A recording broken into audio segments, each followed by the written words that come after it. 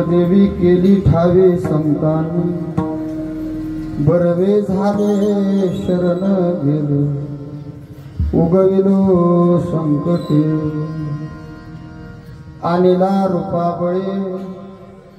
आणिला रूपाबळे करोनी खळे हरिदास, बरवे झाले शरण गेलो, उगविलो संकटे. तुका म्हणे समागमे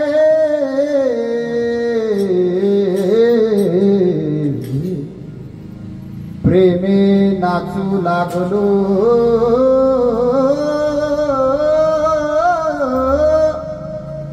बरवे झाले शरण गेलो,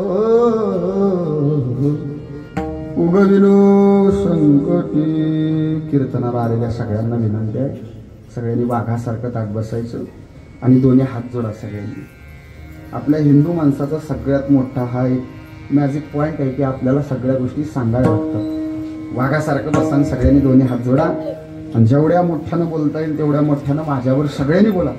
वक्रतुंड महाकाय सूर्यकोटी समप्रभा निर्विघ्नं कुरु मे सर्व कार्येषु सर्वदा.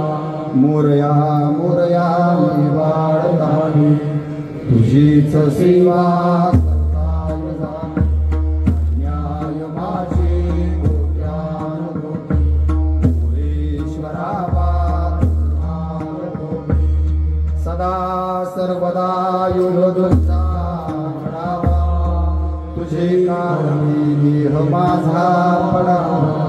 उपेक्षू नको गुणवंता आनंदा, रघुनायका मागणेची आज्ञा. कशासाठी आणि जगावे कसे मी, विचारू स्वतःला असा प्रश्न नेहमी. लढू पांग फेडावया धर्मभूचे, आम्ही मार्ग चालू सईच्या सुखाचे. महायोग पिते तटे पुंडरीकाय धातो समहंगर्दिष्टमहानंदगंगम परब्रह्मलिंगम वजे पांडुरंगम. पंढरीच्या देवराय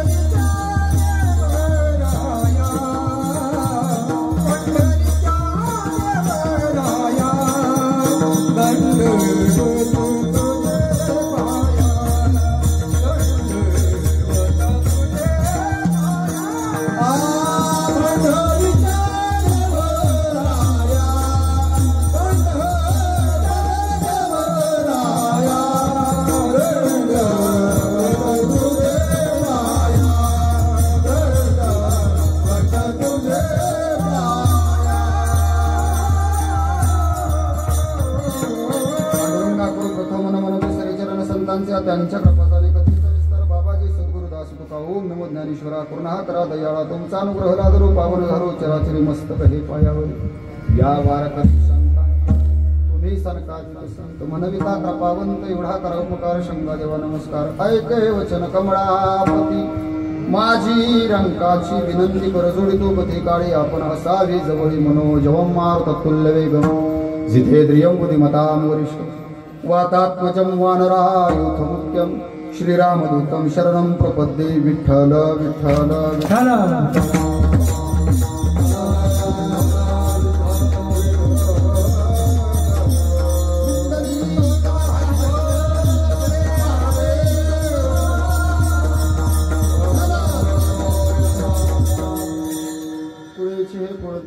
केली ठावी संतांनी, बरवे झाले शरण गेलो, उगविलो संकटी. प्रस्तुत प्राप्त प्रसंगी स्थळी श्री कीर्तन रूपी सेवेकरता घेतलेला भंग जगद्वंदनीय जगद्गुरु वारकरी संप्रदायाच्या कलशस्थानी शोभणारे देहुनिवासी, सर्वांच्या परिचित परिचयाचे असणारे, वैराग्याचे मूर्तिमंत शिरोमणी भगवंताचे लढीवाड असे भक्त, जगाच्या कल्याणा संतांच्या विभूती देह कष्ट इथे परोपकार अभंगवाणीचं होत. नाही माय बाबा ऐका ना, जगानं लाता घालून सुद्धा जगासाठी गाठाच दिला ना, अशा जगदवंदनीय तुकोबरायांचा अतिशय सुंदर असा अभंग असून संतांनी आपल्यावरती केलेल्या उपकाराची जाणीव अखंड शरण आलेल्या साधकांना करून देत आहेत.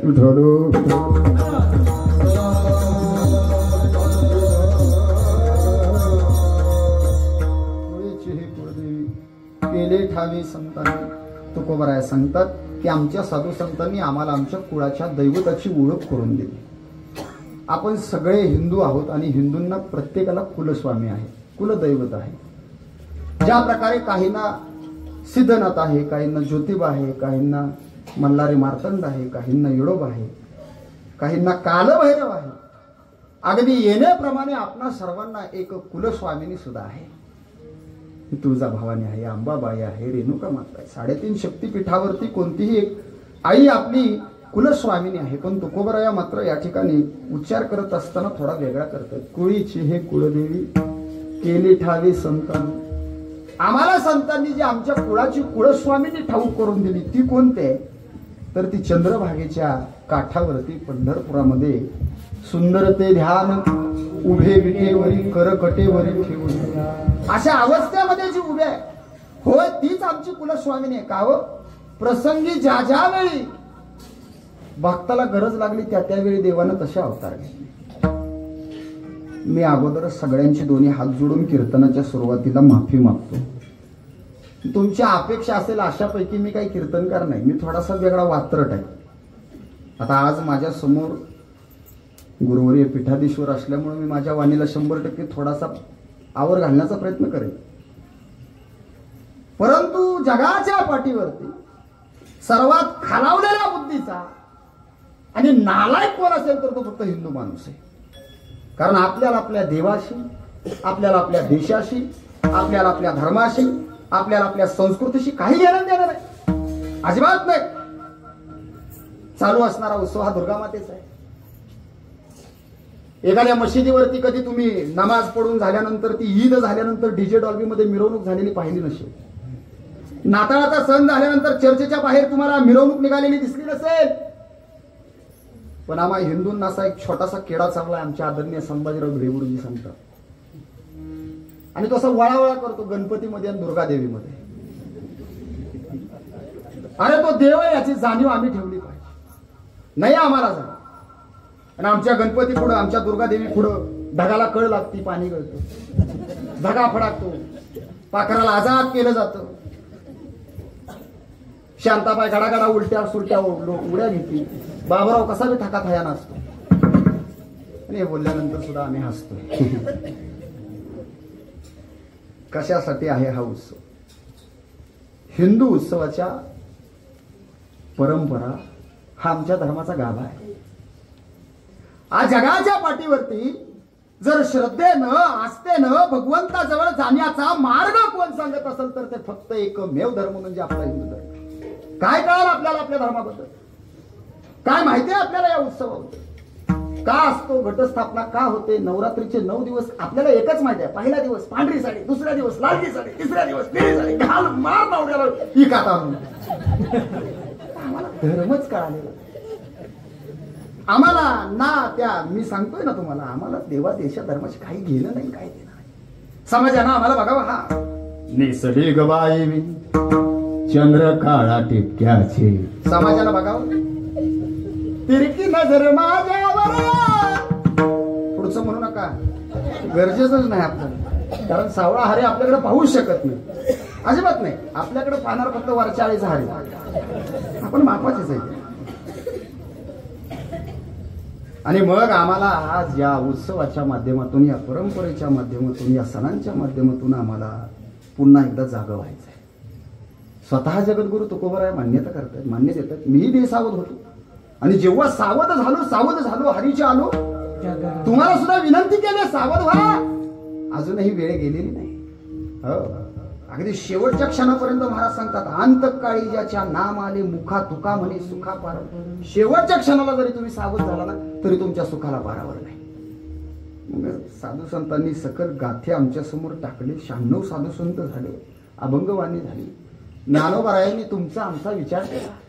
भगवान श्रीकृष्णाने दिलेली भगवद्गीता जगाच्या पाठीवरती एकमेव असा ग्रंथ आहे महाराज की तो आम्हाला सार्वभौम सगळं सारा त्याच्यामध्ये. काही कळालं नाही आम्हाला, अजिबात नाही. इतर धर्माच्या धर्मग्रंथातून काय सांगितलं? सरतन से जुदा, जो अल्लाह को नहीं मानते उसका काफिर का गला काट दो, हे धर्मग्रंथात सांगितलंय. जे लोक येशूला मानत नाहीत त्यांचा धिक्कार करा, हे धर्मग्रंथात सांगितलंय. परधर्मीयांच्या आमच्या धर्मग्रंथाने आम्हाला काय सांगितलं? वसुदैवकम कुटुंब. काय सांगतात माझे ज्ञानोबा? जे जे भेटे भूत ते मानिजे भगवंत. हा भक्ती योग. काय सांगितलं भक्ती? काय सांगितलं आमचा धर्म? पण नाही, आम्हाला काही याच्याशी घेणं नाही देणं नाही. कारण आजपर्यंतच आम्हाला सांगणारं मार्गदर्शन चुकीचं झालं. आणि माझा स्पष्ट आरोप आहे आणि मी आरोपांशीच खेळणारा गडे. 3 माझ्या अंगावर आधीच केस आहेत, अजून एक पडली. मला काही फरक पडत नाही, मी त्यासाठीच आलोय जन्माला. मला काही सुद्धा फरक पडत नाही. पण मी पोट तिडकीनं तुम्हा सगळ्यांना सांगेल. भरपूर मंदिरं बांधली आपण, ढेगाणं मंदिर आहे गावामध्ये. 10 मंदिराला देवाला मारण नाही. आमचा भगवान पांडुरंग प्रत्येक गावात असतोच. हनुमंतरायाचा नादच करायचं नाही. गाव तिथं हनुमंतरायाचं नाव. महादेव कुठल्या ना कुठल्या तरी एका बाजूला गावाचा असतो. वाघजाय, तामजाय, हळजाबाई, पुनाबाई, कुठली तरी एखादी आई बांधाव बिंदाव कुणाच्या तरी रानात बिनात डोंगराच्या घळीत बसलेली असते. कुठलाच देव नसला तरी खतावणीचा सगळ्यात पहिल्या नंबरचा देव आपल्या बांधावरचा मुसोबत तरी हालत नाही. 10 देवाचं गावात मारा नाही. भरपूर मंदिर आहेत आपल्या धर्मात, आपल्या गावामध्ये, आपल्या डोळ्यासमोर भरपूर मंदिर आहेत. फक्त मंदिर आहेत बरं का महाराज. त्या मंदिरामध्ये असणारी आस्था मात्र शिल्लक राहिलेली नाही. त्या देवावरती प्रेम शिल्लक राहिलेलं नाही. बस झाली मंदिरं बांधायची. आता मनाचं मंदिर उभं करू आणि आहे त्या मंदिरातल्या देवापर्यंत खऱ्या श्रद्धेनं तिथपर्यंत जाऊ, तरच आम्ही हा धर्म टिकवू शकणार आहे. नुसतं अभंग कुळीची हे कुळ देवी तुकोबरायांचा अभंग आम्ही कीर्तनामध्ये घेतो. आणि आम्ही समाजाला हे सांगितलं की आमच्या तुकोबरायांनी सांगितलं विष्णुमय जग वैष्णवांचा धर्म भेदा भेद भ्रम अमंगळ. पण हे सांगत असताना आम्ही समाजाला हे सांगितलं की साधू संतांनी कधी धर्मामध्ये भेद केलेला नाही, कधी वर्णामध्ये भेद केलेला नाही. अरे पण हे का समजून सांगितलं नाही? विष्णुमय जग वैष्णवाचा धर्म थांबायचंच. या जगामध्ये जो वैष्णव आहे त्याचा एकच धर्म आहे की संपूर्ण जग विष्णुमय करणं. हे का तुम्ही ठणकावून सांगत नाही जगाला? आहे तुका म्हणे धर्म संस्थापने केला नारायणी अवतार. स्वतः तुकोबराया सांगतात धर्म रक्षा वयासाठी करणी आठी अम्माशी. आणि मग जो देव आम्हाला संतांनी ठाऊक करून दिला त्याचं महत्व आम्हाला अजिबात नाही. आमच्याकडे माणूस गेल्यानंतर सुद्धा कुठला अभंग म्हणावा ह्याच्यावरनं भांडणं लागतात. मी गेलो होतो एका तिसऱ्याच्या कार्यक्रमाला आणि मी गेल्यानंतर लोक म्हटले महाराज तुम्ही आला तर तुम्हीच म्हणा. मी म्हणलं माझा आवाज असा आहे की आलेली लोक रडायच्या ऐवजी हसतील, मला नका म्हणायला लाव. ते म्हणले नाही तुम्हीच म्हणा महाराज, तुम्ही जरा ज्ञानी आहे. अरे बाबा म्हटलं आता तर मी म्हणणारच नाही. तर माझ्यासारखा अर्ध्या अळकुंडाने पिवळा झालेला अज्ञानी कुठं आणि आहेच हे महाराज कर. आणि मी तुम्हाला खरंच सांगतो, मी पट्ट खरा बोलणारा माणूस. तू का म्हणे सत्य सांगे येवत रागे येते ते. माझ्या कीर्तनात बसलेले 70 लोक माझ्या नावानं 70% लोक माझ्या नावानं बोटं मोडतात. मला त्यांचा खूप आनंद वाटतो. मला काही फरक पडत नाही. इथं उभं राहिलो ना खरी वाणी बोलायचं. उगाच दुसरी तारीख मिळावी पाकिट वाढा म्हणून उगाच वापा हाणणारा गडी नाही. मी जे बोलेल ते माझ्या आई बापानं मला दिलेल्या संस्कारातून आणि साधू संतांनी दिलेल्या ज्ञानातून खरंच बोलणार. आपल्याला सवय आहे महाराज. आज आम्ही इथं उभं राहिल्यानंतर जे जगाला सांगतो तो जग ती दुनिया ही लोक भावने नाही. तुम्ही इतर व्याख्यानाला जावा, इतर कार्यक्रमाला जावा, लोक ऐकतात महाराज सोडून देतात. पण कीर्तन ही अशी गोष्ट आहे, प्रवचन ही अशी गोष्ट आहे, परमार्थामध्ये जे बोललं जातं ते ऐकणारे मोठ्या शुद्ध भावनेनं ऐकतात आणि त्याच्यावरती आचरण करण्याचा विचार. कीर्तनाचे प्रकार अनेक आहेत. रूप कीर्तन, गुण कीर्तन, नामसंकीर्तन, सगुण कीर्तन. त्यापैकी आता हे कीर्तन उरलेलं नाही. आता हे फक्त मार्गदर्शनपर कीर्तन राहील. देवाचं कीर्तन मीराबाईंनी केलं. काय त्या कीर्तनाची ताकद होती महाराज. मीराबाई अशा भजन करायच्या आणि भजन करणाऱ्या मीराबाईंना कुणी अन्न पाणी देत नव्हतं. बापानं विष घातलं. मग बाकीच्याचं काय घ्यावं. एका म्हातारीला दया आली नाही. तो दररोज जेवणाचा डबा घेऊन मीराबाईंच्यासाठी जायची. एक दिवस म्हातारीला येता आलं नाही म्हणून म्हातारीचा मुलगा मीराबाईंच्यासाठी डबा घेऊन गेला. तुम्ही कथा ऐकली असेल. आणि त्या मुलानं मीराबाईंचं सौंदर्य पाहिलं. ते सौंदर्य पाहिल्याबरोबर मीराबाईंच्या प्रेमात पडला. धावत आला. आई आई आई मला त्या मीरेशी लग्न करायचंय. तिच्याशीच लग्न करेन, नाही तिच्याशी लग्न लावून दिलं तर मी मरून जाईन. हे दुखणं डोळ्यात आणि ओठात पोटात घेऊन ती आजी दुसऱ्या दिवशी मीराबाईंच्यासाठी डबा घेऊन गेली. मीराबाईंना डबा दिला. मीराबाईंनी डोळ्याकडे पाहिलं. संत सर्व काही जाणत असतात, संतांना काही सांगावं लागत नाही, त्यांना लगेच कळतं. मीराबाई म्हणतात, आई तुझ्या डोळ्यात पाणी आणि डोक्यामध्ये कोणत्या तरी विचारांचं वादळ उठलंय, काय झालं ना? कसं सांगू मीराबाई, काल माझं लेकरू तुम्हाला डबा द्यायला आलं आणि तुमचं सौंदर्य पाहिलं त्यानं आणि ते तुमच्या प्रेमात वेडं झाले, म्हणते मला मीराबाईशीच लग्न करायचं आहे. मीराबाई म्हटल्या, ठीक आहे मग द्या की पाठवून, करते लग्न, एवढी काय अडचण काय? म्हातारी एवढी झाली, ती काय अंगापुरातली नव्हती, पळतच घराकडे गेली. बाळा बाब्या, मीराबाईंनी बोलवलं, रे लेकरा लग्न करायला तयार झाली. मेरा हातामध्ये हार घेतला आणि पोरगं पळत पळत पळत गेलं. ते काय आपल्यासारखं नटाफटा करत बसलं नाही, वर लिपस्टिक, खाली लिपस्टिक, जाडा लिपस्टिक डोळ्यात. आता लय वाईट अवस्था आहे. कीर्तनाला असलेल्या आला विषय म्हणून सगळ्या तरुण मुलींना मी थोडंसं कीर्तनातून बाहेर येऊन सांगतो, लेकरांनो तुम्ही हिंदूच्या वाघिणी आहात, तुम्ही जिजाऊ आहात, तुम्ही ताराराणी आहात, तुम्ही येसुबाई आहात, तुम्ही राणी लक्ष्मीबाई आहात. ज्या आई जगदंबीला पुजता आहात ना, त्या आई जगदंबा आहात. हिंदू धर्मामध्ये ज्याच्या घरात मुलगी जन्माला येते ना, अख्खा गाव अख्खी भाऊकी स्टेटस टाकते, आमच्या घरात मुलगी जन्माला आली. पण ज्या घरात मुलगी जन्माला आली ना, त्या मुलीची आई आणि बाप स्टेटसला टाकतात, आमच्या घरात लक्ष्मीची पाऊलं जन्माला आली. लक्षात ठेवा, कारण हिंदू धर्मात जन्माला येणारी प्रत्येक मुलगी लक्ष्मीचं स्वरूप आहे आणि त्या लक्ष्मीनं लक्ष्मीसारखं राहावं एवढीच माझी इच्छा आहे. तुम्हाला नटायचं तेवढं नटा. एरवी तुम्ही केसाला एकच पुचडा बांधता, उद्यापासून हेअरस्टाईल बदलायची, अर्धी केस पुढे टाकायची, अर्धी मागे टाकायची, मागे पुचडा पुढे पुचडा, अडचण नाही. उद्यापासून लिपस्टिक लावायचा, वेगळा क्रम आखायचा, खालच्या वाटाला निळी लिपस्टिक, वरच्या वाटाला पिवळी लिपस्टिक, जगापेक्षा वेगळं दिसा, मला अडचण नाही. तुमच्या आई बापाला सुद्धा अजिबात नसेल. कानात हवी तेवढी डुलं घाला, डाव्या गालाला पाऊंड्स लावली की दुसऱ्या गालाला लोराची पावडर लावा, अडचण नाही. उजव्या हाताला पिवळ्या रंगाचं नेलपेंट, डाव्या हाताला निळ्या रंगाचं नेलपेंट. निळ्या रंगावरती प्रेम करणारी मैत्रीण आली की हात खांद्यावर टाकायचा, पिवळ्या रंगावर प्रेम करणारी मैत्रीण आली की हात खांद्यावर. अडचण नाही. ऐका, हिंदूच्या पोरीने ऐका, तुम्हाला हवी ती हेअरस्टाईल करा, हवी तेवढी पावडर लावा, हवं तेवढं नटा. ए माझ्या आयांनो, लक्ष्म्यांनो, एकच विनंती करेन बाबा, अंगात कपडे घालताना अशी घाला की त्या कपड्याखाली तुमच्या आईबापाची हिंदू संस्कृतीची अख्खी इज्जत झाकून गेली पाहिजे, असे कपडे घाला. काय घाणेरडी सवय लागली आमच्या लेकी बाळीनं, गुडघ्यावर फाटलेली, नडगेवर फाटलेली पॅन्ट घालून तुम्ही बाजारात बोंबलत हिंडता. काय तुम्हाला तुमच्या आईबापाच्या कष्टाची, प्रेमाची, इज्जतीची जरा सुद्धा जाणीव राहिली नाही का? आणि वरून विचार ना, ताई अगं ही मांडीव फाटलेली पॅन्ट का? हा बुवा तुम्ही जरा गप बसा, हे काय कीर्तन आहे का? मग अहो याला फॅशन म्हणतात. शाने हे फॅशन नाही, भिकाऱ्याचं लक्षण आहे. जरा सुधारलं पाहिजे. इथून सुरुवात आहे. आम्हाला नाही कळालेलं, अजिबात नाही, अजिबात काहीच कळालेलं नाही आम्हाला. मी तुम्हाला स्पष्ट बोलणारा माणूस आहे म्हणून मी तुम्हाला ह्या सगळ्या गोष्टी सांगतोय. मीराबाईंच्या समोर तो गेला, हातातला हार घेतला, मीराबाई बघितलं. मीराबाई म्हटल्या, काय रे लग्नाला आलायस का? हो लग्नाला आलोय. तुमच्याशी लग्न करायचंय? ठीक आहे, करेन मी लग्न, देतो हार माझ्या हातात. मीराबाईंनी स्वतःच्या हातामध्ये हार घेतला आणि सांगितलं, लग्न करेन, पण माझी एक विनंती आहे. याच भगवान श्रीकृष्णांच्या मंदिरामध्ये पुढचे 4 महिने हातामध्ये चिपड्या घ्यायच्या, गळ्यामध्ये विना घालायचा, पायामध्ये चाळ बांधायचे, नाचत नाचत भगवान श्रीकृष्णाचं भजन करायचं.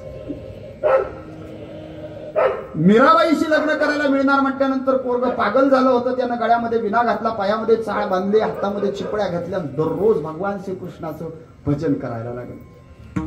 हरे रामा हरे कृष्ण कृष्ण कृष्ण हरे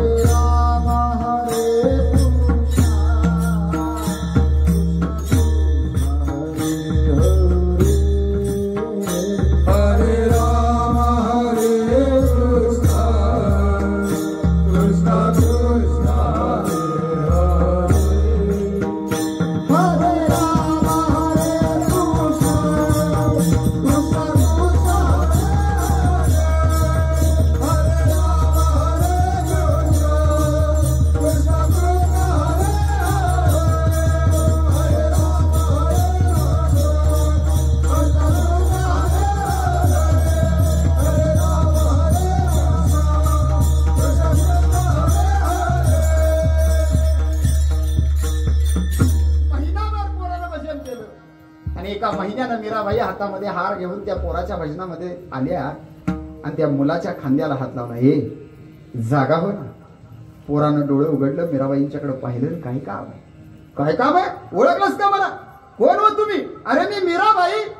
एका महिन्यापूर्वी माझ्याशी लग्न करण्यासाठी आला होतास ना? 4 महिने भजन करायचं ठरलं होतं, 1च महिना पूर्ण झाला, मला ओळखत नाहीस? कोण मीरा? मी ओळखत नाही. अरे तुला माझ्यावर लग्न करायचं होतं ना? मीराबाईंच्या या प्रश्नावरती पोरग गालातल्या गालात खुदकन हसलं. मीराबाईंना म्हणालो, मीराबाई असं वेड्यासारखं बोलू नका. माझं लग्न तर समोर असणाऱ्या भगवान श्रीकृष्णाचं कधीच लागलं. आता तुमच्याशी लग्न करून मी काय करू? ही ताकद आहे कीर्तनाची, ही ताकद आहे नामसंकीर्तन. अजून काय फायदा? ज्ञानोबा आहे, तुकोबा आहे, सगळ्या संतांनी सांगितलं नामसंकीर्तन साधन.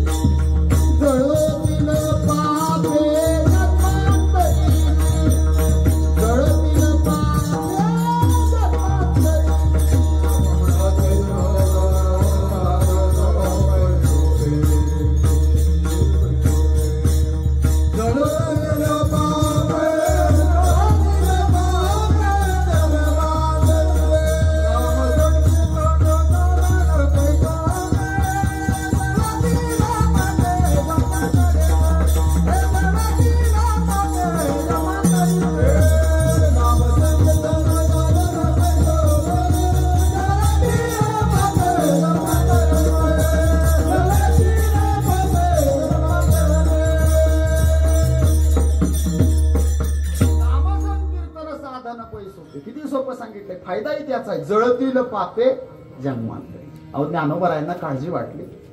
साधक लोक ज्ञानोबरायांच्या जवळ जायचे. ज्ञानोबराया आम्हाला भगवद्गीता कळत नाही हो.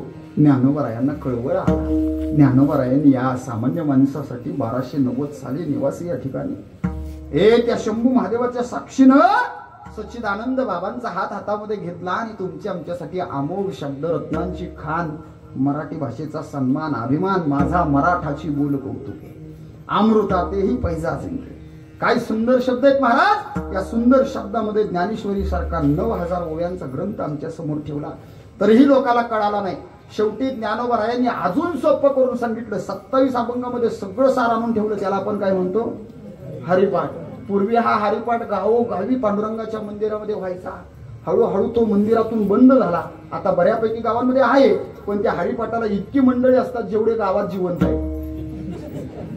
तुमच्या गावात हरिपाठ असतो का? म्हणजे इथं जिवंत आहेत माणसं. असं चला, मला आनंद वाटला. ती अवस्थाच अशी आहे. आणि मी तुम्हाला खरं सांगेन, गावात हरिपाठ असतो ना, त्याच्यावरती साऊंड लावून घ्या. साऊंड आहे का? स्पीकर लावून असतो ना हरिपाठ. गळगळीत हरिपाठ स्पीकर लावून करायचा. कोणाच्या बापाला भ्याचं? कुत्र भुकल्याला सकाळी 5 वाजल्यापासून संध्याकाळी 7 वाजेपर्यंत ऐकतो आपण. ऐकता का? ज्याला कळालं त्याला कळालं. जाऊ, मला लांडीला वाडी चालत नाही. आता तरी कळालं असेल. नसलं तर मग राहू द्यायचं. आता काय त्याला पाहिजे असं. चला, मी तुम्हाला विनंती करेन, हो बिनधास्त, अजिबात नाही. जगाच्या पाठीवरती आपल्याला एकच धर्म कळतो, हिंदू धर्म. मला एखादा धर्मांध म्हणला तरी मला काही फरक पडत नाही, कारण आज ही काळाची गरज आहे. आम्हाला कळालं पाहिजे. गणपती उत्सवामध्ये मंडळाची कीर्तन असायची. कीर्तनाला एक दिवस मला फोन आला, म्हणजे महाराज लवकर या ना जरा, तुमच्या हस्ती गणपती बाप्पाची आरती करू. मी पण गेलो लवकर गेल्यानंतर माझ्या हातात आरतीचं ताट दिलं. अध्यक्षाच्या हातामध्ये माईक होता, मोबाईल होता. तो आपला मोबाईलमध्ये बघून आरती म्हणत होता. तो मोबाईलमध्ये बघून आरती म्हणत होता, पण तो म्हणत होता ह्याचाच मला अभिमान होता. त्यानं कशी का म्हणा, पण तो आरती म्हणत होता याच्याशी मला मतलब होतं. हे आरती झाल्यानंतर मी विचारलं, बाबा तुम्ही जे आता गणपती बाप्पाची आरती म्हटला, ती लिहिली कुणी? हे म्हणले रामदास स्वामी. ही कधी लिहिली? नाही म्हणला महाराज, ते जर मला माहित असतं तर तुम्हाला कशाला बोलावलं असतं. त्याचं बरोबर आहे ना, आपलं कामच ते आहे. आणि म्हणून मी स्पष्ट वागताय बरं का, स्पष्ट सांगेन तुम्हाला, सगळ्या कीर्तनकारांनी कीर्तनामध्ये आता फक्त देव, देश आणि धर्मच मांडला पाहिजे. तीच गरज आहे. फार फार वाईट परिस्थिती आहे. मी अक्षरशः तुम्हाला खरं पोट तिरकीनं बिंबीच्या देत्यापासून आरडून ओरडून सांगेन, बाबा रे आता तरी जाग व्हा. परिस्थिती फार हाताबाहेर गेलेली आहे. एक दिवस अशी वेळ या महाराष्ट्रासह अखंड हिंदुस्थानावरती आली, सगळं देश बंद झालं, गावच्या गाव बंद पडली, पेठाच्या पेठा उसाड पडल्या, रस्ते मोकळे झाले, घराची दारं बंद झाली, माणसं कुलपा आत गेली. महाराष्ट्रात मुंबईमध्ये पहिला पेशंट गावला की सातारा जिल्हा बंद झाला. माणसं म्हणायला लागली, हे इकडे कुठलं येते, इकडे कुठलं येते. आणि जेव्हा मुंबईतला आमच्या गावचा गावाला आला तेव्हा गावान त्याला बाहेर ठेवलं. तरी बी माणसं म्हणायची, इकडं कुठं इकडं कुठलं येतंय, इकडं कुठलं येतंय, इकडं कुठलं येतंय. म्हणत म्हणत आपल्या दारात आलं. नुकतं दारात नाही आलो, गावामध्ये कितीतरी लोकांचे आईबाप गेले. आज कितीतरी घरं अशी आहेत की त्या घरामध्ये एकच व्यक्ती शिल्लक राहिला. कितीतरी माणसं अशी आहेत की महाराज त्यांनी त्यांच्या आयुष्यामध्ये भरपूर मोठी कामं केली होती, पण स्वतःच्या लेकाच्या हातचं पाणी सुद्धा पिता आलं नाही. अशी माणसं या काळामध्ये निघून गेली. हा काळ वाईटच होता आपल्याला त्याच्याशी. आता इथं काही घेणं नाही. मला तुम्हाला हे सांगायचं आहे की तो लाभ होता तेव्हा आम्ही भिलो नाही. शेवटी तो येऊन आमच्या नरड्याला चिकटला. एकेकाळी हे हिंदू राष्ट्र अखंड जगतावरती राज्य करत होतं. ते कमी झालं. ते नुकतं कमी झालं नाही, हिंदुस्थानापुरतं मर्यादित राहिलं. आता हिंदुस्थानात सुद्धा हिंदू नाही बरं का. 36 घटक राज्यापैकी 15 घटक राज्य आपल्या हातातून निसटले आपल्या हातातून. तुम्ही म्हणाल तुला एवढा मुसलमानांचा राग आहे का? कबीर, मोमीन, लतीफा मुसलमान माणसं होती महाराज. एका हिंदू स्त्रीवरती आरोप झाला. 10 वर्षापूर्वी हिचा पती मेलाय तरीही हिच्या पोटामध्ये गर्भ राहिला. या पापाचा बाप कोण? पैठण तीर्थक्षेत्रावरती, पहारावरती, चौऱ्यावरती त्या स्त्रीला उभं केलं आणि तिला विचारलं की 10 वर्षापूर्वी तुझा पती मरून सुद्धा तुझ्या पोटामध्ये गर्भ आहे, सांग या पापाचा बाप कोण? एका यवनानं, नराधमानं त्या स्त्रीवरती अत्याचार केला होता. त्या स्त्रीला असं विचारल्यानंतर त्या यवनानं दम देऊन सांगितलं होतं, जर तू माझं नाव घेतलंस तर मी तुला जीवे मारीन. तिने विचारलं कोणाचं तरी नाव घ्यावंच लागेल. घे ना मग त्या नाथ महाराजाचं. आणि ती स्त्री त्या चौथाऱ्यावरती उभी होती. डोळ्यातून पाणी वाहत होतं. खोटं बोलण्यासाठी जीभ उचलत नव्हती, पण जीवाच्या भीतीनं तिनं नाथ बाबांचं नाव घेतलं. नाथ वरती प्रेम करणारा समाज कसा कसा रडू लागला. अगं चांडाळाने, कुलटाने, नवसाटीने तुझ्या जिव्याला किड्या पडा. तुझ्या जिभेला काय हाड आहे का ग? आमच्या नाथ बाबावरती नाव घेतेस का? अगं माझा नाथ, ज्याच्या घरामध्ये भगवंताने 21 वर्ष खड्ड्या बनून पाण्याच्या गागरी वाहिल्या, अशा नाथ रायावरती आरोप करतेस. तुझ्या जिभेला काय हाड आहे का ग? अगणित लोकांच्या डोळ्यातून पाणी वाहू लागलं. सगळ्या समाजाला धुळकी.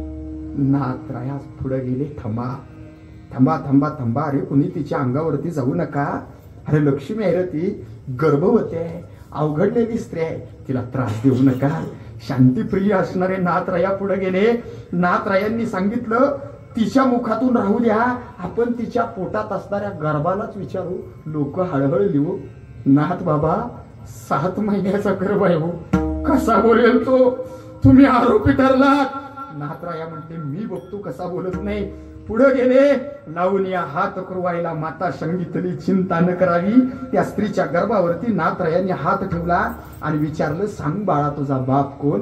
आणि त्या पोटातल्या गर्भातून आवाज एका यवनाचा आला. पोटातल्या गर्भानं एका यवनाचं नाव घेतलं. सारी लोक हळहळून गेली. एकानं मोठा दगड उचलला, भिरकवला आणि असाच त्या स्त्रीच्या पोटावरती दगड मारणार एवढ्यात नाथरायांनी पळत जाऊन हात पकडला. अरे नका रे मारू, नका मारू. अरे हा कोणाचाही पाप असलं ना, हा कोणाचाही गर्भ असला ना, तरी याला माझा स्पर्श झालाय, याचा उद्धार झाल्याशिवाय राहणार नाही. कारण याला संताच्या हाताचा स्पर्श झालाय आणि तेच पोरग जन्माला आलं. तेच पोरग म्हणजे पुढचे लतीफा महाराज. लक्षात घ्या. तर आम्हाला ह्या गोष्टी माहित नाही. आम्हाला माहित आहे यवन अंगावरी थुंकला, प्रसाद देऊनी मुक्त केला. कुणी म्हणतो 108 वेळा, कुणी म्हणतो 21 वेळा. अरे मी म्हणतो पहिल्यांदाच थुकला त्यावेळेसच हिंदू समाजानं जाग व्हायला पाहिजे होतं. इसवी सन पूर्व 723 ला सगळ्यात पहिल्यांदा हिंदुस्थानाच्या छताडावरती हिरवे पाय पडले आणि आमची काळी माती श्वास कोंडून धाय मोकलून रडू लागली. इसवी सन 723 पासून 2025 पर्यंत सगळी दुनिया बदलली, सगळं जग बदललं. पण एक गोष्ट जैसे ते आहे, तेव्हाही हिंदू झोपलेलाच होता आणि आजही हिंदू झोपलेलाच आहे. ज्यावेळी नाथरायांच्या अंगावरती पान खाऊन येऊन थुकला ना, त्याच वेळेस 2-4 हिंदूंनी पुढे व्हायला पाहिजे होतं. त्या यवनाच्या तोंडात हात घालायला पाहिजे होता आणि वरचा जबडा वरून खालचा जबडा करून टरा टरा आडवा फाडायला पाहिजे होता. पुन्हा मरेपर्यंत एका हिंदू साधू संतावरती वाकडी नजर करून बघायची, एकावी लांड्याची छाती झाली नसती. पण आम्ही मेलेल्या मनाची माणसं आहे, तेव्हाही ना आजही. काय आहे हिंदू समाज, काय आहे तुमच्याकडे माझ्याकडे? आपलं प्रेम देवावर आहे, आपलं प्रेम देशावर आहे, आपलं प्रेम धर्मावर आहे. आमचं प्रेम नेत्यावर आहे, नेत्यावर. हो, 2-3 वर्षापूर्वी एक नेता कुत्र ते बरळलं. छत्रपती शिवाजीराजांना छत्रपती म्हणा, जाणता राजा म्हणू नका. काय काय भडव्याने गाडीच्या टवाळक्यावरचं जाणता राजा नाव कुडलं आणि त्या नेत्याला जाणता राजा नाव दिलं. कारण आम्ही नेत्यावरती प्रेम करणारा समाज आहे. नेता कुठल्या धर्माचा नसतो, नेता कुठल्या वर्णाचा नसतो. काय हवं असतं त्या नेत्यांना? अरे टिश्यू पेपर आहे, आपण या नेत्यांच्या हातातले टिश्यू पेपर. जेवण झालं, कागद पुसला, गोळा करून दिला टाकून. कुणाला गरज लागली आजपर्यंत तुम्हाला नेत्यांची? धर्मसत्ता टिकवायची असेल तर राजसत्ता आवश्यकच आहे. ती योग्य पद्धतीनं बसलीच. अरे पण त्याच्या मागे किती भाळाल, किती पळाल? स्वतःचं काय अस्तित्व? काय आमच्या तरुण मुलांच्याकडे आज व्यसनाधीन झालेला तरुण आहे. दाना दाना दाना तोंडातनं मावा खायचा बापाच्या पैशावरती. 15 मिनिटं उभं राहू शकत नाही. 15 मिनिटं उभं राहिला की मनका दुखायला सुरुवात करतो. 10 मिनिटं खाली बसला की गुडघ्याच्या खालच्या पायाला मुंग्या येतात. का? व्यसनानं पिढी बर्बाद झाली आमची, कळालंच नाही. आणि मग आता या दुर्गा उत्सवात, या गणेश उत्सवात, या आमच्या परंपरेमध्ये, दहीहंडीच्या महोत्सवात आम्ही हे शिकलं पाहिजे, आमचा तरुण निर्व्यसनी करता आला पाहिजे. काय दुर्गा उत्सव काय? अहो या दुर्गा मातेनं, माय भवानीनं महिषासुराचं मर्दन करणे अगोदर 9 दिवस 9 व्रत केलेलं आहे. विविध रंग आपल्याला माहित आहेत ना, त्या विविध 9 रूपामध्ये मातेनं पूजापाठ केलेला आहे, श्रद्धापूर्वक शस्त्र पूजन केलेलं आहे. 9 हातामध्ये 9 शस्त्र धारणे आहे ती. त्या 9 विविध शस्त्रांचं पूजन आम्ही केलं पाहिजे. आमच्याकडे दसरा असतो, दसऱ्याला आम्ही पूजन करतो शस्त्राचं. कसले शस्त्र असतात आमच्या घरात? खुरप, इळी, कांदा कापायचा आहे, कैची. आता हे शस्त्रपूजनाला शस्त्र आहे. कुठल्या हिंदूच्या घरामध्ये तलवार आहे? नाही नाही महाराज, ते कसं आहे ना, तलवार जर आम्ही घरात ठेवली ना तर मग गुन्हा होईल. कुठला? शस्त्रबंदीचा. हा फक्त हिंदूंनाच लागू होतो. गणेश उत्सवाच्या मिरवणुकीमध्ये तुम्ही जर तलवारी नाचवल्या तर तुम्हाला अटक होईल. दुर्गा उत्सवामध्ये जर तुम्ही तलवारी नाचवल्या तर तुम्हाला अटक होईल. पण मोहरम मध्ये तुम्ही तलवारी नाचवल्यानंतर अटक होतच नाही. कारण आम्हाला कायदेच माहित नाही, हिंदूला कायदा माहित नाही. दुर्गा उत्सवामध्ये दररोज दुर्गा दौडीला, आपल्या गावामध्ये दुर्गा दौड होते, श्री शिवप्रतिष्ठान हिंदुस्थानचं काम होतं. पण गावातले फक्त बोटावर मोजण्या एवढी पोरं दुर्गा दौडीला जातात. आमचे आदरणीय संभाजीराव भिडे गुरुजी असे विचारतात की ज्या गावामध्ये दौडच होत नाही, ज्या गावामध्ये हिंदूच जागा नाही, ते गाव हिंदूंचं काही जड्यांचं. असे आमचे गुरुजी नेहमी विचारतात. काय आहे? सकाळ सकाळी उठल्यानंतर त्या दुर्गा दौडीला आम्ही जातो. कशासाठी जायचं? का करायची दुर्गा मातेची दौड? अरे हा दुर्गा माता दौडीचा उपक्रम म्हणजे कोणत्या पक्षाचा, कोणत्या राजकारण्यांचा, कोणत्या नेत्याचा नाही.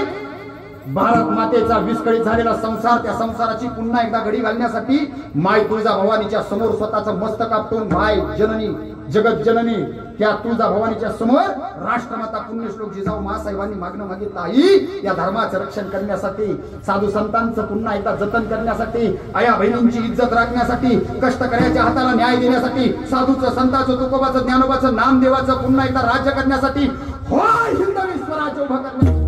हे राज्य बाबा येतो श्रींची इच्छा असेल ना, हे स्वराज्य पुन्हा उभा करायचं असेल ना, तर हाताची तलवार आणि छातीची धार बनून यावी. दार उभे नाही, दार उभे नाही, दार उभे आणि हेच मागणं पुन्हा मागण्यासाठी आम्हाला त्या दुर्गा दौडीमध्ये सहभागी व्हायचं आहे. गावातल्या प्रत्येक मंदिरामध्ये जाऊन सूर्य उगवल्याबरोबर तो भगवा आम्हाला हातात घ्यायचा. हा तोच भगवाय जो रामानं भगवला, हा तोच भगवाय जो कृष्णानं फडकवला, हा तोच भगवाय ज्या भगव्याला पुण्यश्लोक छत्रपती शिवाजीराजांनी हजारो शेकडो मनगटांना साथ दिली. आणि हा भगवा एकमेव भगवा डोळ्यासमोर धरला. आणि म्हणून आज हे कीर्तन चाललंय. तो भगवा पुढे घ्यायचा आहे. काय या भगव्याचा आधार आहे? ज्याच्याकडे भगवा आहे ना महाराज, त्याला भय नाही, त्याला गर्व नाही, तो वासना विरहित आहे. आणि असा असणारा भगवा डोळ्यासमोर ठेवून तो मिरवत आम्हाला गावातून फिरायचा आहे. प्रत्येक मंदिरामध्ये जाऊन त्या देवाचा जागर करायचा आहे. एक गोष्ट सांगतो हिंदूंनो, कान उघडे ठेवून ऐका. मी अजून अभंगाकडे गेलेलो नाही, मी अभंगाकडे जाणार बरं का. मी कीर्तन धर्मानं करणारा माणूस आहे. ऐका, ह्या लांडेनी ना फक्त आपल्या मूर्त्या फोडण्यात यश प्राप्त केलं. ह्या लांडेनी फक्त आपली मंदिरं पाडण्यात यश प्राप्त केलं. त्यांना आपली आस्था तोडण्यात यश मिळालं नाही. पण आपली आस्था तोडण्यात यश मात्र आपल्या हिंदूंनीच प्राप्त केलं. हो, तुम्हाला राग येईल माझा. गोपाळ कार्याला भगवान श्रीकृष्णांची गोपाष्टमी करतो ना. मोठे मोठे मुलं एकत्र येतात, मोठे मोठे थर लावतात, आणि हे थर लावत असताना समोर जो नंगानाच चालू असतो ना महाराज, तो नंगानाच आमच्या धर्माला गालबोट लावतोय. कधी सुधारणार आहे आम्ही? कधी कळणार आहे आम्हाला? त्या अफजल्यानं तुळजाभवानीचं मंदिर पाडलं, त्या अफजल्यानं तुळजाभवानीच्या मूर्तीच्या ठेकऱ्या केल्या. पुण्यश्लोक छत्रपती शिवाजीराजांच्या कानावरती ही बातमी गेली. हे राष्ट्रमाता राजमाता पुण्यश्लोक जिजाऊ आईसाहेबांच्या मांडीवरती मस्तक ठेवून शिवाजीराजे निद्रिस्त झाले होते. माझा राजा आईला प्रश्न करत होता, मा साहेब, एवढं मोठं संकट आपल्या या हिंदुस्थानावरती, या स्वराज्यावरती आलं. स्वराज्य आत्ताच कुठंतरी आनंदात डोलत होतं, आनंदात नांदत होतं. सांगा नाऊ साहेब, या हिंदवी स्वराज्याचं हे तरुण पण असंच अबाधित राहील का? हे तरुण पण टिकून राहील का? आऊसाहेब, ज्या बातम्या कानावरती येत आहेत त्या दुःख देत आहेत ना आऊसाहेब. यातून आम्हाला सुटका मिळेल का? आणि राजमाता पुण्यश्लोक जिजाऊ साहेब विचारतात, शिवा, असं कोणतं संकट आलं आपल्या डोक्यावरती? शिवाजीराजे म्हणतात, आऊसाहेब, तो अफजल्याला हिंदवी स्वराज्यावरती चालवतो आणि तो नुकता आलेला नाही, तर तो अफजल खान आपली मंदिरं उद्ध्वस्त करत आलाय. लोकाला वाटायचं की हा अफजल खान शिवाजी राजाला मारण्यासाठी आला. तो फक्त शिवराजांना मारण्यासाठी आलाच नव्हता. तो आला होता हिंदूंची संस्कृती नाश करण्यासाठी. तो आला होता हिंदूंच्या या बहिणींच्या अवृत्त्यासाठी. तो आला होता आमच्या देवाची देशाची धर्माशी वाकडा घेण्यासाठी. कसा फडावा याला? विचाराधीन असणारी शिवाजीराजे झोप लागत नव्हती. या खुशीवरून त्या खुशीवर तिने सांजेची वेळ निघून गेली. आईचा जागर झाला, राजे झोपी गेले. पहाटे मोरांची किकराव झाली. सगळ्या हिंदूंनी ऐका बरं का, तुम्हाला सगळ्याला असं वाटतं ना की 12 वाजता दिवस बदलतो. मी आधीच सांगितलं की आपल्या धर्माच्या आस्थेवरती सगळ्यात मोठा घाला हिंदूंनी घातलाय, लक्षात ठेवा. सगळ्यात मोठा घाला. सांगा मला आता हात जोडून सगळ्यांनी बोलायचं. जे जे हिंदू आहेत त्यांनी बोलायचं बरं का. आपलं कीर्तन म्हणजे श्रोत्याचा आणि माझा संवाद असतो बरं का. तुम्हाला खरं सांगू का, कीर्तनाची मर्यादा खालावली तुम्ही खालावली. बुवा आणायचा गळगळीत पैसे देऊ आणि तो म्हणेल ते ऐकायचं. आपण काय विचारायचं नाही. कशाला उगाच विचारायचं? त्याचा अपमान होईल ना, त्याला आपण बोलावं नाही. म्हणजे हे कसं झालं माहितीये का, आम्हाला लोक कीर्तनाला बोलवतात, आमचे पाय धुतात, घरामध्ये घेतात, हळदी लावतात, कुक्कू लावतात, कपाळावर मस्तकावर अक्षदा टाकतात, घरात जेवायला बोलवतात. आणि महाराज अजून चतकर वर घ्या की चपाती. तुम्ही काय पुन्हा येताय का? घरातला नवरा उपाशी, बाहेरचा बुवा तुपाशी. माझ्यासारख्याचे पाय धुवायचे नाही. तुम्हाला आम्ही महाराज वाटत असू, मी तर त्या पात्रतेचा नाही बाबा. जो असेल त्याचे पाय धरा. तुम्ही तुमच्या गुरूंचे पाय धरा, तुम्ही तुमच्या आईबापाचे पाय धरा, तुम्ही तुमच्या त्या गाभाऱ्यातल्या देवाचे पाय धरा. कारण शेपक अभंग असला ना तरी सुंदर ज्ञान देणारा अभंग आहे. आपणासारखे करीती तात्काळ नाही काळ वेळ तया लागेल. म्हणजे गुरुवर्य वैकुंठवासी गोकुळ महाराज नेहमी सांगायचे, अनाधिकारी व्यक्तीच्या पायाला जर तुम्ही स्पर्श केला, तुमचं मस्तक लावलं, शरीरातला सगळ्यात पवित्र भाग म्हणजे मस्तक आहे, तर त्याचा अनाधिकार ज्या गोष्टीमुळे आहे ना ती गोष्ट तुम्हाला लगेच प्राप्त होईल. आपल्या गुरुच्या, आपल्या देवाच्या, आपल्या आईबापाच्या पाया पडा. लोक आमचं कीर्तन झालं की इतकी झुंबड लावतात. अरे बाबा, बुवाला नीट तर उभा राहू द्या. परवा तर एका आजीनं पायाखाली हात घातला. म्हणजे राग आला असला तर कानाखाली मार, पण मला उलटा पाडू नको. कशासाठी हे सगळं? कशासाठी? म्हणजे आपलं कीर्तन चांगलं वाटलं, तेवढ्या पुरतं भावनिक व्हायचं, तेवढ्या पुरतं दर्शन घ्यायचं की झालं बाबा सगळं मनाचं समाधान. असं नाही ना होत. समर्पण पाहिजे. पंढरीच्या लोका नाही अभिमान, पाया पडती जन एकमेका. का हो पंढरपूरची आम्ही वारकरी एकमेकाच्या पाया पडतो का? अभिमानच नाही. त्यालाही मोठेपणा नाही, मलाही मोठेपणा नाही. हा निस्वार्थ भाव आहे. आणि या भावनेनंच पाया पडायचं असेल तर पाया पडा. काय याच्यापेक्षा मोठेपणा काय? मग ह्या सगळ्या गोष्टी नको असलेल्या गोष्टी. चला जाऊ. मी आलो होतो मला एक प्रश्न विचारायचा होता तुम्हाला. सांगा मला सगळ्यांनी, दुर्गा माता कधी आली? दुर्गा माताचं आगमन झालं, कधी बसली दुर्गा माता? हा एक हिंदू घाललाय मला. एक हिंदू गावला इकडं, तुम्ही इकडं. गडी माणसं सांगा, देवी कधी आली? हा घ्या असं, हे हिंदू आमचं. अजून कधी आली? सोमवारी झालं. अजून कधी आली? हा गडी, तुमच्याकडे काय फक्त बायकांनी बोलायचं असतं? कधी आली देवी? हा काय माहिती आपल्याला? हिंदू आहे आपण, हिंदू. अरे 31 दिवसाचं कॅलेंडर आपल्या टोकुऱ्यावर मारलं गेलंय, हे आपलं नाही. सगळ्या हिंदूंना जशा इंग्लिश तारखा पाठ आहेत ना, तसे आपले सगळे सण वार उत्सव तिथीनुसार पाठ पाहिजे. माय भवानीचं आगमन झालं आश्विन शुद्ध प्रतिपदेला, पण हे आम्हाला कळत नाही, अजिबात कळत नाही. बरं मला सांगा, दसरा कुठल्या दिवशी येतो? झालाय वाटतं सावध अशी. बरं वाराचं नाव घेतलं नाही, तारीख मला सांगितलं. गेल्या वर्षी पाडवा आला होता, तो ह्या वर्षी त्याच तारखेला आला का? गेल्या वर्षी दिवाळी आली होती, ती ह्या वर्षी येईल का त्याच तारखेला? ए आयानो माझ्या, आपल्या घरातल्या मेलेल्याची तारीख वेगळी होती, वरिश्रादाची तारीख वेगळी असती. का माहितीये का तुम्हाला? कारण आपला धर्म तिथीवरती चालतो. आपले सण उत्सव काय आहे? प्रथम, द्वितीया, तृतीया, चतुर्थी काय आहे? बलिप्रतिपदा, यम द्वितीया, अक्षय तृतीया, गणेश चतुर्थी, नागपंचमी, चंपा, नाथ, षष्ठी, रथ, सप्तमी, कृष्णा, अष्टमी, राम, नवमी, विजया, दशमी, आषाढी, कार्तिकी, एकादशी, वसु, बारस, धन, त्रयोदशी, नरक, चतुर्दशी. आता येईल ती पौर्णिमा. कोणती? कोजागिरी पौर्णिमा. सर्व पित्री अमावस्या. ते दीपा अमावस्येचं काय नाव? झाले सावध माणसं. बरं म्हणणार ना गटारात लोळायसाठी. कधी का मी तुम्हाला एक विनंती करेन बरं का, माझं कीर्तन सोडून द्या, 2 तास मजा म्हणून ऐका. हे सगळ्यांना हात जोडून विनंती करतो बरं का. आपल्याला जर सुख मिळालं ना, सुख, तर त्याचा आनंद लुटायला तुडुंब गर्दी करा, तुडुंब गर्दी करा. मी 2 तासात तुम्हाला ज्ञान नाही देऊ शकणार, पण तुम्हाला खरं सांगू का, हे 9 दिवस तुमच्या माथ्यामध्ये, तुमच्या मनामध्ये आणि तुमच्या हृदयामध्ये फक्त देव, देश आणि धर्म उत्पन्न करून देणारा गुरु तुम्हाला लाभलाय ना महाराज. फायदा करून घ्या, फायदा.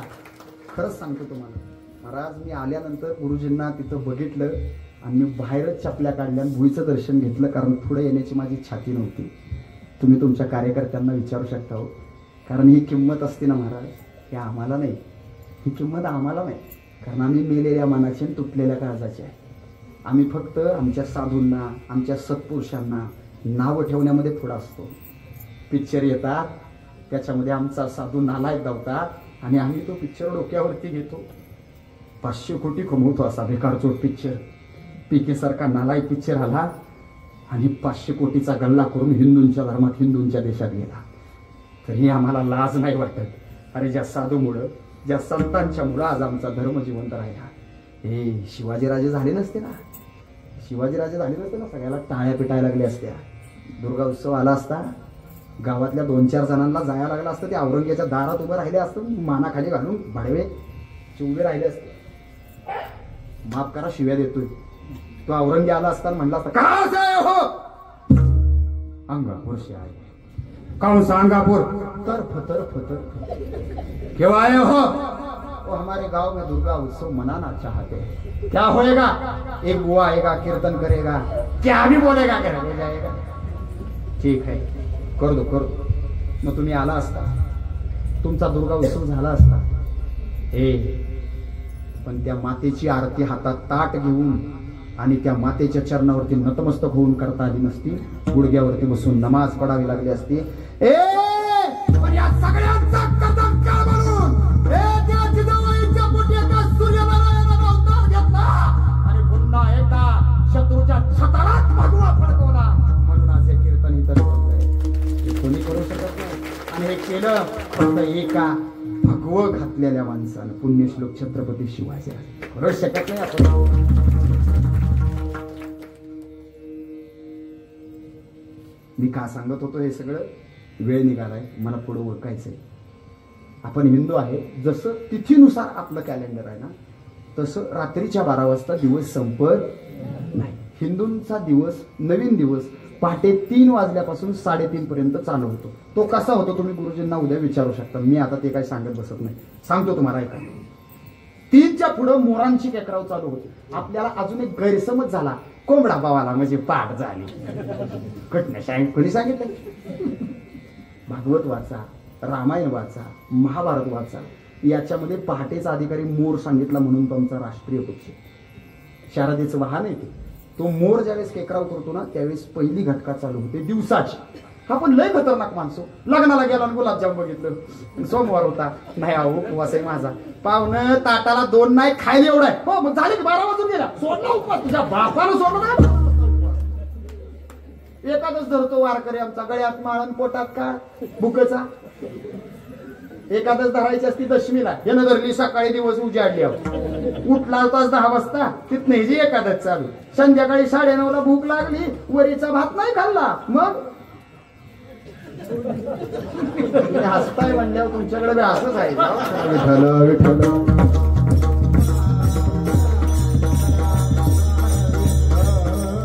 पोटाला उपाशी मारून कधी उपवास होत असतोय का? शक्यच नाही. अरे उपवास म्हणजे उपासना, साधना. त्याच्यासाठी त्या दिवशी चिंतन करायचं असतं. भजन गुरुवार करताना मार्गशीर्षातले गुरुवार करताना उपासना करताना दिवसभर उपवास धरताना सायंकाळी तिन्ही संध्येला मातेचा फोटो पुसता आणि तिच्या पुढे बसून मंत्रोच्चार करताना याला म्हणायचं उपवास. ही असते उपासना. असा करायचा असतो उपवास. हे काय आता ते उपवास राहिले नाही. चला पहाट झाली. मोरांची केकराव कानावरती पडल्याबरोबर पुण्यश्लोक छत्रपती शिवाजीराजे साखर झोपेमध्ये गेले. राजांचे डोळे मिटले होते. मेंदू शांत झाला होता. शरीर सुन्न पडलं होतं. आणि एवढ्यामध्ये काय झालं? माय भवानी प्रसन्न झाली. कौलतीने हो दिला. साक्षात माय भवानी प्रसन्न झाली. पुण्यश्लोक छत्रपती शिवाजीराजांच्या स्वप्नावस्थेत गेली. राजे स्वप्नात जागरूक झाले. पाहता चारे दिशेला प्रकाश उजळला होता. खांद्यावरती भगवी शाल पांघरून साक्षात सूर्यनारायण उभा राहिला होता. त्या पुण्यश्लोक छत्रपती शिवाजीराजांनी तुळजाभवानीचं रूप पाहिलं. राजा तुळजाभवानीच्या पायावरती टाकून दिला. डोळ्यातून पाणी गळू लागलं. माय भवानीच्या पायाला पुण्यश्लोक छत्रपती शिवाजीराजांच्या डोळ्यात त्या अश्रूने अभिषेक करायला सुरुवात केली. आलीस का ग? या लेकराला आशीर्वाद देण्यासाठी आलीस का ग? छत्रपती शिवाजीराजांच्या डोळ्यात अश्वांचा पूर दाटून आला. तुळजाभवानीनं दोन्ही खांद्याला पकडलं आणि शिवाजीराजांना उभं केलं. लेकरा होय आले रे, आले लेकरा. पण गारानं घेऊन आली. आई साऱ्या जगानं तुझ्या समोर गारानं गावं, तुझ्या समोर पदर पसरावा. आणि तू माझ्यासारख्या पामराकडं पदर पसरायला आलीस, गारानं गायला आलीस. होय शिवा. अरे जेव्हा या धर्माला आणि देशाला माझी गरज होती ना तेव्हा मी मत्स्य झाले. पुन्हा गरज लागली मी कच्छ झाले. पुन्हा गरज लागली मी वराह झाले. पुन्हा गरज लागली मी नरसिंह झाले. पुन्हा गरज लागली मी वामन झाले. पुन्हा गरज लागली मी परशुराम झाले. पुन्हा गरज लागली मी भगवान राम झाले. पुन्हा गरज लागली मी भगवान कृष्ण झाले. पुन्हा गरज लागली मी समानतेचा संदेश घेऊन बुद्ध झाले. अरे पुन्हा गरज लागली ना त्यावेळी चंद्रभागेच्या काठावरती कमरेवरती हात ठेवून उभी राहिले. किती वेळा तुला मदत केली, किती वेळा धर्माचा उद्धार केला, किती वेळा धर्माची पुनर्संस्थापना केली, तरी तुमच्या डोक्यात मस्तकात धर्मच बसत नाही ना. आता मलाही आणि धर्मालाही तुला वाचवावा लागेल. शुभा मी नाही वाचवायचं. आता मी नाही उठणार. अरे त्यानं माझं मंदिर पाडलं, त्यानं माझी मूर्ती फोडली, तरीही मी त्याचा नाश का केला नाही हाच प्रश्न तुला पडला ना. आतापर्यंत हे काम मी केलं, आता हेच काम तुला करायचं आहे. आणि म्हणून कलियुगामध्ये देव तुमच्या आमच्यात बसत होता नाही. तो देव आम्हाला वाचवायचा आहे, तो धर्म आम्हाला वाचवायचा आहे, ते कार्य आमचं आहे. आणि पुण्यश्लोक छत्रपती शिवाजीराजांनी हे पाहिलं. राजे सकाळ झाल्याबरोबर स्वप्नावस्थेतून बाहेर आले. आपल्या आई साहेबांच्या समोर गेले. आऊ साहेबांना आनंदाची वार्ता दिली. डाव्या हातानं उजव्या हाताला पकडलं. धडा धडा धडा धडा उडवत निघाले. आऊ साहेब विचारत होते सिंहा काय झालं, सिंहा काय झालं. राजा धावत होते. आऊ साहेबांना उडत होते. पळतच गेले आणि गेले गेले गेले आईच्या मंदिरात गेले आणि मंदिरात जाऊन माय तुळजाभवानीचं दर्शन घेतलं. आणि राजे जिजाऊ साहेबांना सांगू लागले काय झालं. आनंद निर्गुण निर्गुण प्रगटली भावानी. निर्गुण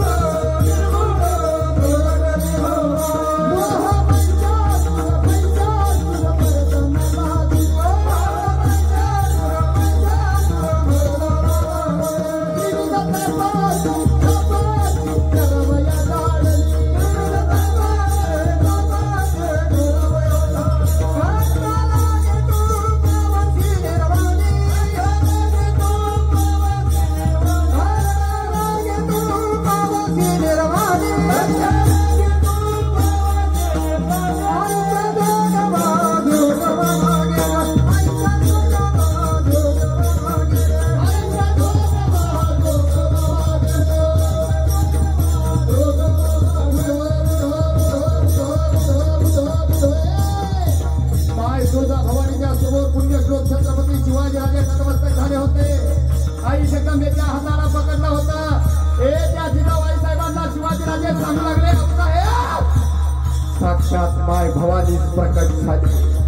आमच्या स्वप्नात आली, तिने आम्हाला आशीर्वाद दिला. शुभा तुझ्या हाताची तलवार आणि छाताची ढाल बने. माझं तुझ्या समोर एक गाराण आहे. लेकरा, कुठल्या जन्माचं पुण्य केलं असतील रे. अरे लोकांच्या याद केली. साधुत्व जळालं. वारकऱ्यांचं पुरुषत्व फलास केलं. तरीही त्यांना देव मिळाला नाही. लेकरा, साक्षात भवानीनं दर्शन दिलं रे तुला. अरे अरे किती मोठा आनंद आहे हा. काय म्हणाली रे भवानी? शिवाजीराजे सांगतात, आईनं गारानं गायलं.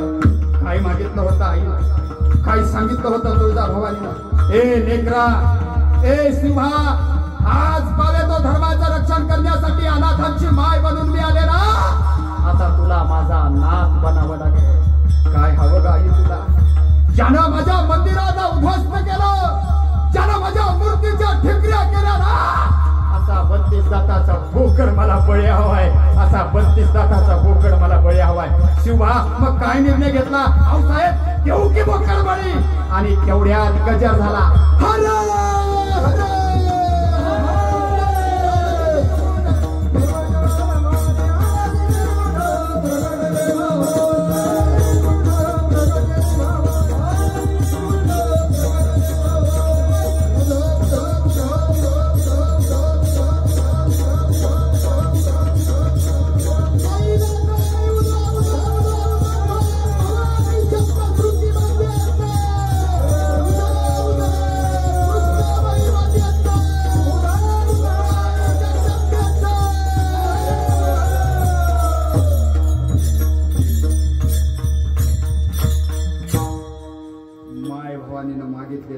पुण्यश्लोक छत्रपती शिवाजीराजांनी स्वतःच्या उराशी बांधून तीच भवानी हाताची तलवार आणि छातीची ढाल झाली. ऐका ना मंडळी, मार्गशीर्ष शुद्ध सप्तमीचा दिवस होता. दुपारच्या 12:30 वाजून गेल्या होत्या. पंचांगानुसार 12:38 कालमर्यादा घटली होती. पुण्यश्लोक शिवाजीराजे प्रतापगडावरून खाली आले. पारच्या पायथ्याला 10 नोव्हेंबर सन 1659 32 दाताचा अफजल खान नावाचा बोकड शिवाजीराजांनी उभा फाडून तुळजाभवानीच्या पायावरती अर्पण केला. हे मागणं धर्मासाठी झुंजावे झुंजून अवघ्यासी मारावे, मारिता मारिता घ्यावे राज्य पुढे. आमच्या संताच्या विरोधात बोलल्यानंतर, आमच्या परंपरेच्या विरोधात बोलल्यानंतर, आमच्या देवाच्या विरोधात बोलल्यानंतर, आमच्या देशाच्या विरोधात बोलल्यानंतर अहिंसा परमो धर्म हे विसरून जावा. हिंसा धर्म तथैव, हे लक्षात ठेवा. गांधीजी महात्मा आहेत. गांधीजींचं देशासाठी योगदान आहे. गांधीजींनी नक्कीच त्यांच्या आयुष्यामध्ये भरपूर चांगलं काम केलं आहे.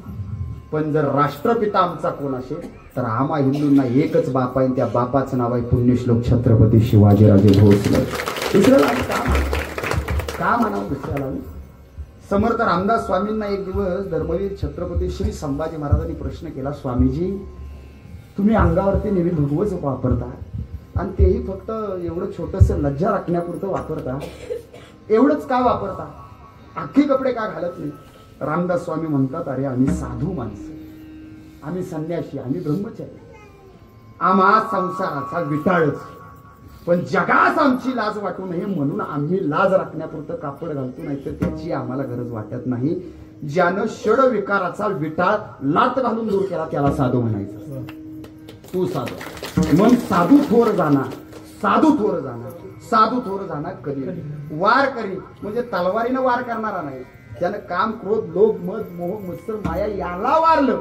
आमचा वारकरी तसा नाही. पंढरपुरात दिंडीत जर मधनं एखादा बसा हातातला टाळच मारतो का त्याला, वारकरी सही किती का घे समजून काय आपली माणसं बघ. घरातल्या भावापासून त्या भावकीतल्या भावापर्यंत सगळा दांगाच. सख्या भावानं म्हणला ना, जमिनी काय काढल्यास बाहेरच्या देऊ नको मला, हा माझी फुकार देईन पण तुला देणार.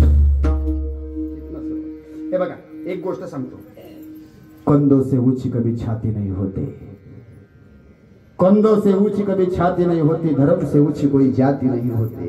ए हिंदुओं, कंधों से ऊंची कभी छाती नहीं होती, धर्म से ऊंची कोई जाति नहीं होती. अरे दिया ही नहीं बचा तो बाती का क्या करोगे?